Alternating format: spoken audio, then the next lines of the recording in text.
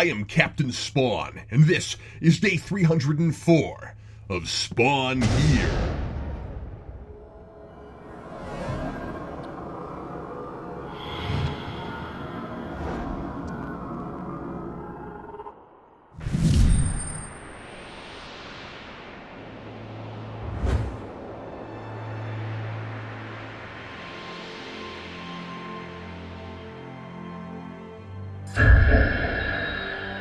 Cherry Coke bombs. I've officially seen everything. This alleyway is becoming increasingly treacherous, with numerous booby traps cropping up all the time, under the pretense of preparing me for my pending bout with Coke's champion. With all this Coke everywhere, I'll be lucky if Tiny Adam West doesn't have to push me into the fighting arena in a wheelchair. It certainly kept me on my toes, but my many long, tireless hours of self-training have kept me ever vigilant. I remain fully alert and ready for anything. After today, I'm only looking at another 60 days of Spawn reviews, and finally, I feel like I see the light at the end of the tunnel. I've made it this far, and no amount of deadly Coca-Cola is going to discourage me now. I am somewhat vexed to know that this is both the second and final volume of Adventures of Spawn, and I'll almost certainly be returned tomorrow to the main title. But I am not despondent over the news, for I was prepared for this eventuality as I have become ready for Tiny Adam West's death traps. At least this time, I had a pretty good idea going in that this was only a 2-day respite from the nonsensical pool of torment I'll soon be thrust back into. Adventures of Spawn is ultimately a snapshot of a potentially much larger collection of episodic cartoon stories, and I think that might be the idea. The first volume reads a bit like a story in the middle of a show that's been on a while, though certainly a lot of pilots used to be made just like this. Once again, Maman is after one of the stones of power, and once again, Spawn and his amazing friends leap into battle to stop him. Every episode the same basic formula, and this issue concludes with Spawn and his pals defeating Maman, but with the inevitable threat of his return looming.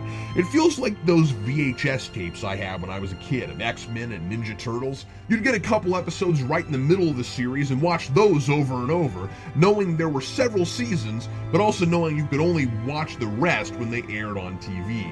Kids today don't know how good they have it.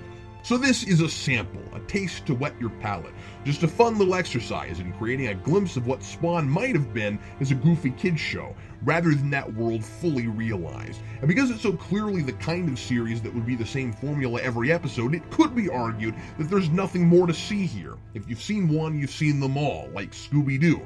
And yet the second volume simultaneously gave me a lot more of what I hoped for after the first, and left me really disappointed. The whole premise is more fleshed out here, and now that I better understand this universe, I'm immediately booted right out of it.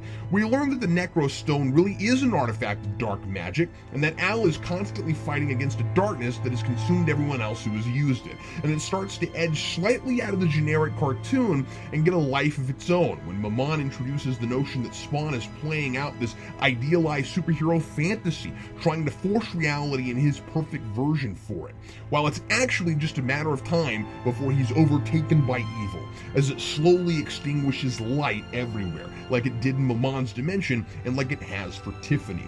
It's still your standard good versus evil story, but now this question of choice makes it a little more than a pastiche.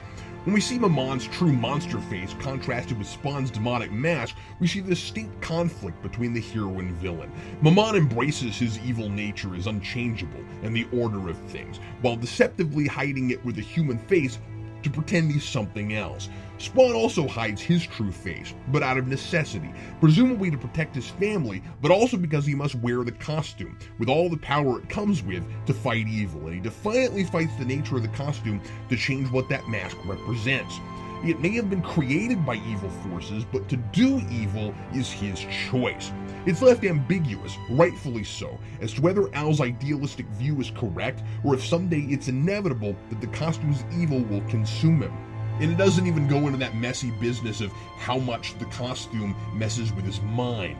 I like the clever way this book manages to incorporate the standard free will versus destiny theme inherent to Spawn in a lighter, silly version without bogging it down with all that brooding and cynicism.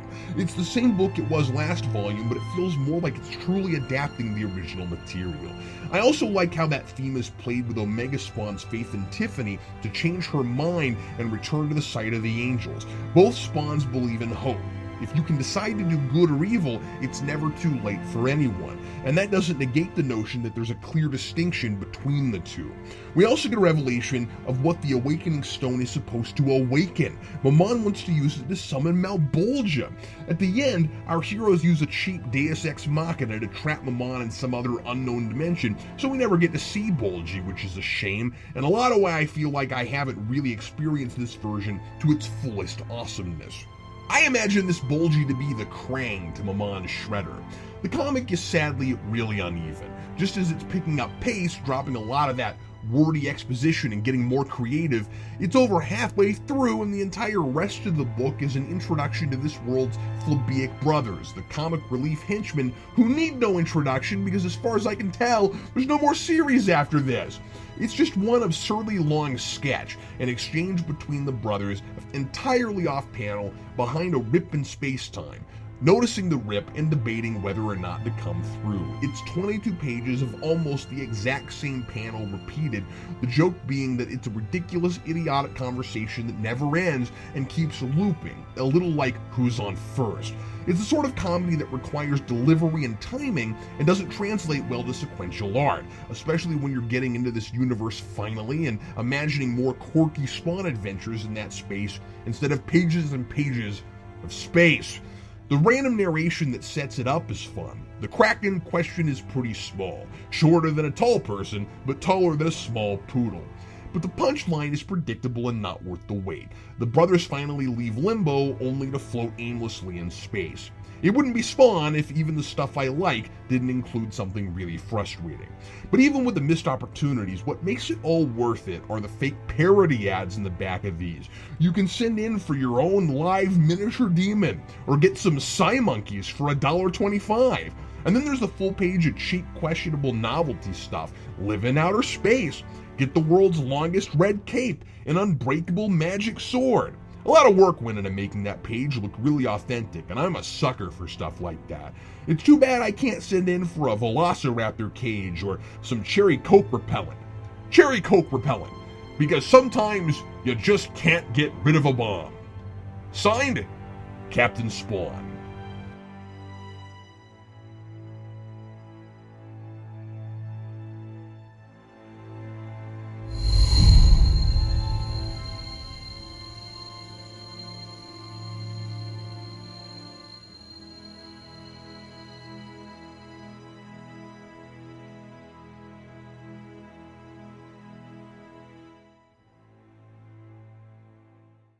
Al Simmons, the world's most powerful assassin, is killed by his own men. He finds himself face to face with Malbolgia, the ruler of the 8th Circle of Hell, who presents him with the ultimate choice. Al Simmons must now determine his own fate. Al Simmons, choose your destiny. Become my minion, and you will lead the armies of perdition. In exchange, I will give you superhuman powers, and you will be allowed to see your one true love, your wife, the stunning and beguiling Wanda. Or, choose an eternal supply of tasty Spawnco Necro wafers, but be mindful, you will forfeit the chance to ever see Wanda again. That's no choice at all. I choose sweet, crunchy, and delicious Necro wafers. They're yummy. Al Simmons, your decision has been swift. Once you choose, your fate is sealed forever. Are you certain you have chosen wisely? Sure, I'm sure. Who can resist Spawnco Necro wafers? Not me. Crunchy and sweet Necro wafers are a hell of a treat.